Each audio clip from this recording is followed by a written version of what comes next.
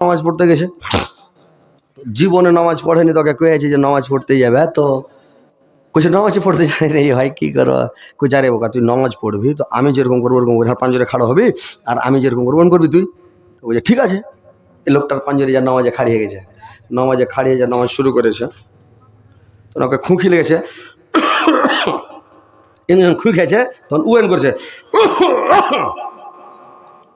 তখন ওকে কয়েছে একটু ইশারা মেরেছে, বোকা তুই কেন খুঁকছিস, তখন ওকে কাহিনার হোঁড়া দিয়েছে যে তুই কেন হাঁকে কাহিনার হোঁড়া আমার শেষ আর খেলছে, এর মধ্যে ই করতে হয় মনে হয় কাহিনার হোঁড়া মারতে নাচ পড়তে পড়তে, ও খেপা তো জানে না কি করবে, ও একটু ওকে হোঁড়া মেরেছে। ই তো বোকা তুই হাঁকে কেন হোঁড়া মারছিস, তোকে ইশারা দিন তুই কেন মারছিস, একটু আর একটু জোর করে মারছিস, হোঁড়া কেন মারছিস রে বোকা, মানে মনে মনে করছিস এর কাছে। হ্যাঁ, তখন ও করেছে কি এমন জোর ধাক্কা দেখো উল্টি ফেলে দেখে একবার, এরকম হচ্ছে নামাজ পড়া, বুঝতে পারলেন? তো নামাজ পড়তে যাবেন, মসজিদে যাবেন, আল্লাহকে স্মরণ করেন, আল্লাহকে ডাকেন, আল্লাহর ধ্যানে বসে থাকেন, মনে মনে তাসবিহ পড়েন, জিকির করেন, দোয়াগুলো শিখেন, জানেন কোনটা দোয়ার কি নেকি, কোনটা দোয়ার কি ফজিলত, কোনটা পড়লে কি নেকি পাবো। আলেমের কাছে জানেন না, মুলবির কাছে বসেন না, আলেমের কাছে বসেন, যান শিখেন, কিন্তু পাবলিক মুলবির কাছে যাবে না, আলেমের কাছে বসবে না, শিখবে না। আলেমের চালের টেকে তোমাকে শিখাবে? আলেমের কাছে যান, বসেন, দোস্তি করেন, ওকে ভালো মন্দ ভিটামিন খিলান, ওকে ভালো মন্দ খিলে ওর কাছ থেকে ভিটামিন টেনে নেন, বুঝতে পারলেন? এগুলা পয়েন্ট তো মানুষের কাছে না, এর আগে কি কত কাকে কি শিখাবেন, বুঝতে পারলেন? মানুষকে হাতে করতে গেলে ওকে আগে কিছু খিলাইতে হবে, বুঝতে পারলেন? ওকে খিলিয়ে দেন, তারপরে ওর লেলেন।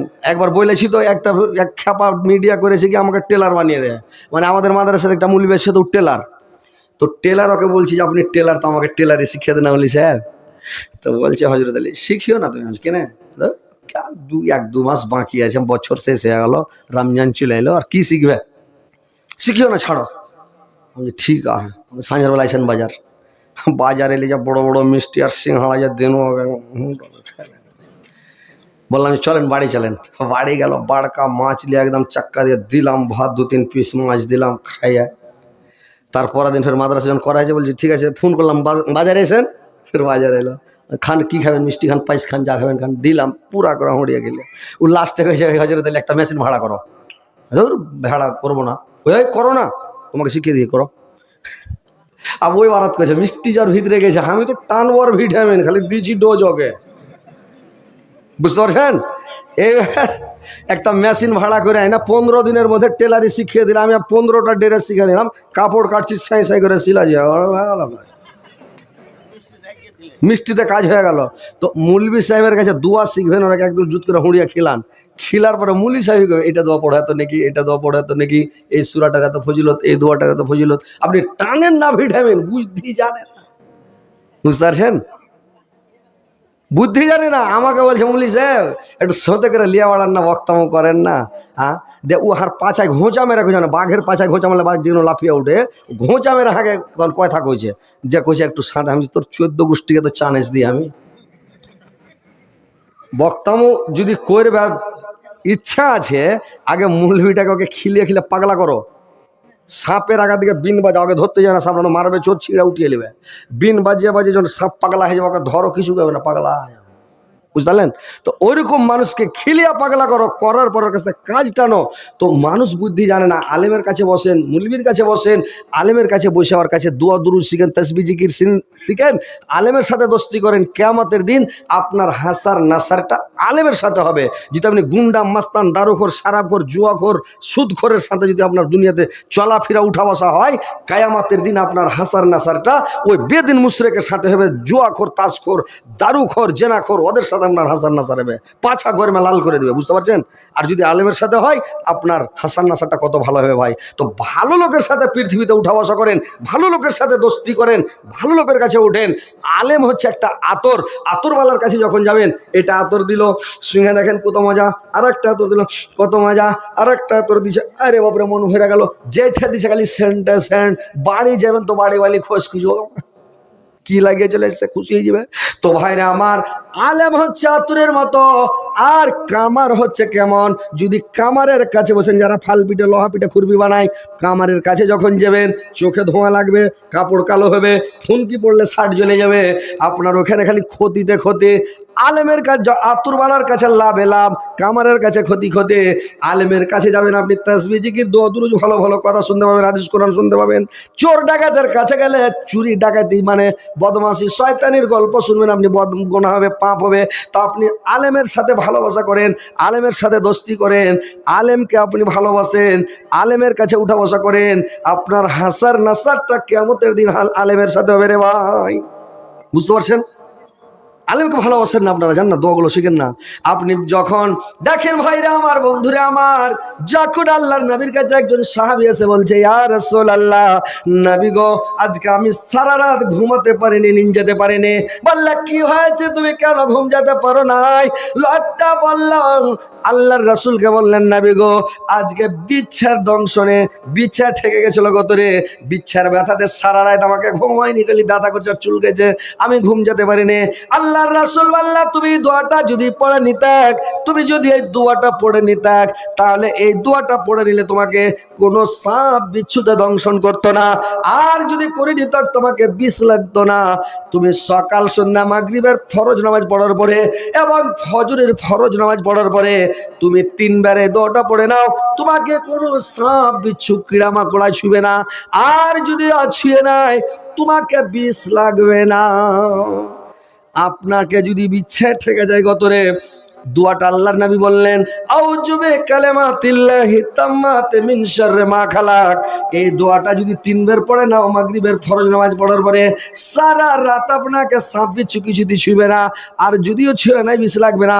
ফজরের টাইমে পড়ে নিলেন, সারা রাত আপনি ঘুরেন, বিন্দাস বেড়ান, আপনাকে সাপ বিচ্ছু কিছুতে স্পর্শ করবে না, আর যদিও স্পর্শ করে ছুঁয়ে নাই আপনাকে বিষ লাগবে না ভাই। বুঝতে পারছেন? তো দোয়াটা পড়তে হবে। দোয়া না পড়লে কি করবেন? দুনিয়া তো খুব করছেন ভাই, দিনের কাজ কিছু করেন, আখেরাতের পুঁজিপাটা কিছু জোগাড় করেন, সংগ্রহ করেন। ওটা হচ্ছে লাম মাহদুদ জিন্দেগি। রাত নাই, দিন নাই, মাস নাই, বছর নাই, কাল নাই। এটা কি এখন আছেন এখনই নাই, এখন আছেন এখনই নাই, কখন যে আল্লাহর অর্ডার হয়ে যাবে চলে গেল। একটা লোক মুখে ভাত ভরে ভাতটি গিলতে পারেনি, ভাতলি শেষ। কতগুলা লোককে দেখবেন চোখ বেল করে সুষ্টি মরে গা মরে যায়।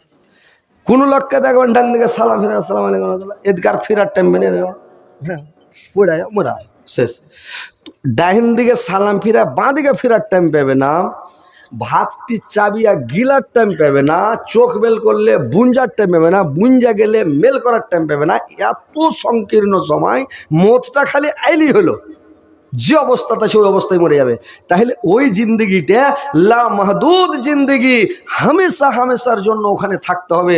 ওখানকার জন্য কিছু জোগাড় করেন পুঁজিপাটা, ওখানকার জন্য কিছু সংগ্রহ করেন, না হলে ওখানে ভাই আজাব, শাস্তি, কষ্ট, খালি আফসুসে আফসুস, আফসুসে আফসুস। কি করলাম, কি করলাম, আল্লাহ আল্লাহ কি করলাম, আল্লাহ কেন এরকম দুনিয়াদারি করলাম? আগে যদি জানতাম, আল্লাহ আমি পৃথিবীতে কাজকর্ম করতাম না, কোনোরকম তো সংসার চলতো, পেট চলতো, কিন্তু আল্লাহ খালি তোমার ইবাদত বান্দেগি তাসবিহ জিকির করতাম, কিন্তু কি করলাম? আল্লাহ একবার পাঠাও, আল্লাহ পাঠাবে, পাঠাবে না। তো ভাই আমার, পরকালের জন্য কিছু মেহনত করেন। আল্লাহ রাসূল বললেন, তোমরা যদি কিয়ামতের মাঠে যদি তোমরা নেকির পাল্লা ভারী করতে চাও, তাহলে তোমরা এই তাসবিহটা সব সময় পড়ো। যে ব্যক্তি দিনের মধ্যে 100 বার তাসবিহটা পড়ে নিবে, যে লোকটা 100 বার তাসবিহটা পড়বে, কিয়ামতের মাঠে ওর মতন আমল আর কেউ নিয়ে যেতে পারবে না। সাহাবীরা বললেন, ইয়া রাসূলুল্লাহ, নবী গো, আমরা যদি 200 বার পড়ে, 200 বার পড়লে মানে কি হবে? বললেন 200 বার পড়লে তোমার মতন আর আমল নামা কেউ নিয়ে আসতে পারবে না। কেউ বললে আমি যদি 300 বার পড়ি, কেউ বলে 400 500 বার পড়ে, বলে তোমার মতন আর কেউ নিয়ে যেতে পারবে না। তো ভাইরে আমার, এটা হচ্ছে ফেরেশতাদের তাসবিহ।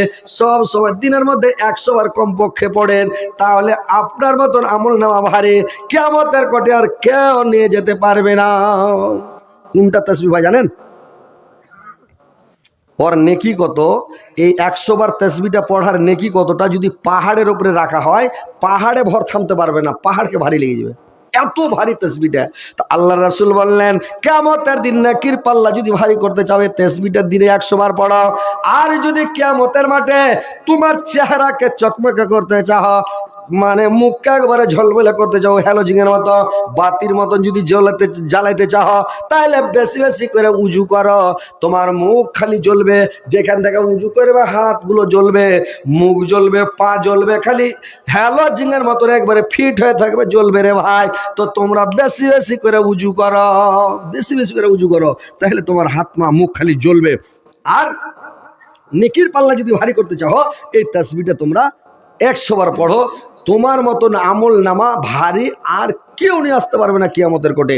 এটা হচ্ছে ফেরেশতাদের তাসবিহ। ফেরেশতারা এই তাসবিহটা সব সময় পড়ে ভাই।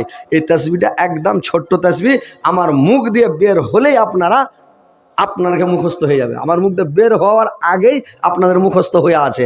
এত মানে সুন্দর তাসবিহ, ফেরেশতাদের তাসবিহ। তো ইনশাল্লাহ এই তাসবিহটা বলবো। তো আপনারা সব কর্ট বিস করছে, পালাপালি করছে, মানে এরা বুঝছে যে মজা শেষ নাকি। দেখেন আমি জালসা করি, তো জালসা করলে আমি লোককে ধরে রাখি, লোক পালাবে না। তার মানে মাঝে মধ্যে একটা করে ক্যাপসুল দিয়ে দিত, তো লোক যাবে না, লোক বসে থাকে। যতক্ষণ জালসা করবো ততক্ষণ বসে থাকে। লাস্টের বেলা লোককে ব্যাঘাতটা করতে হয়, ভাই বাড়ি যান, আপনারা ছেড়ে দেন। বলে না, বলি সে আরও চালান, 1 ঘন্টা চালান, বলে আধ ঘন্টা চালান, 15 ঘন্টা চালান, এরকম করে সবাই। কিন্তু কি করব, দেশ ঘনে ব্যাস। কোনো জায়গার লোক, সব জায়গার লোক তো একরকম নয়। কোনো জায়গার লোক মানে একটু হাসি খুশি পছন্দ করে, কোনো জায়গার লোক কান্নাকাটা পছন্দ করে। এখন আমি কান্নাকাটা কেন করে না জানেন? যদি লোককে কাঁদাই তো আমাকে আগে কাঁদতে হবে। কি আমি না কাঁদলে আপনারা কাঁদবেন? এখন যদি আমি কাঁদতে তো আপনারাও কাঁদতে লাগবেন, কাঁদাতে যখন লাগবো আপনারাও কাঁদবেন। কিন্তু আমার কাঁদাইলে গলা ভেঙে যাবে। আর এখন আমার জালসার ডেট একবারে লাইন লেগে আছে, আর গলা ভেঙে গেলে আমার বুদ্ধি শেষ, বুঝতে পারলেন? এই জন্য আমি কানাই না এখন জালসাতে, বুঝতে পারলেন? যেদিন দেখবো যে জালসার মানে জালসা কমে গেছে আর 2-3 দিন ফাঁকা আছে, ওই দিন হড়িয়া কানিয়ে দিয়া চলে আসলাম ওঠেকার লোককে, বলো রে বাবরে হজরত আলী সর্দি লাগে বাড়ি চলে গেছে সঙ্গে। তো বুঝতে পারলেন? তো কথা হচ্ছে যে আমি তাসবিহটা বলবো। তো ভাই আমি 5 জন লোকের কাছে